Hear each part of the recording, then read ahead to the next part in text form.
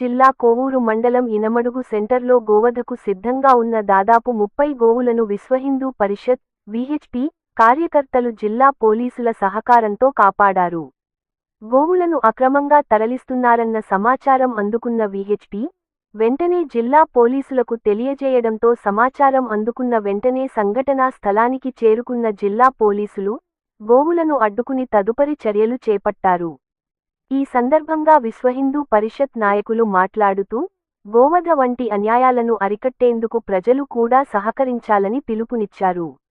ఇటువంటి అన్యాయాన్ని అరికట్టేందుకు ప్రజలు కూడా సహకరించి ఎక్కడికక్కడ కట్టడి వేయకపోతే భవిష్యత్తు ప్రశ్నార్థకంగా మారుతుంది అంటూ ఆవేదన వ్యక్తం చేశారు. గోవులను రక్షించడంలో జిల్లా పోలీసుల సకాలంలో స్పందనను విశ్వహిందూ పరిషత్ ప్రశంసించింది. ఈ ఘటనపై కేసు నమోదు చేసి దర్యాప్తు కొనసాగుతోందని పోలీసులు తెలిపారు.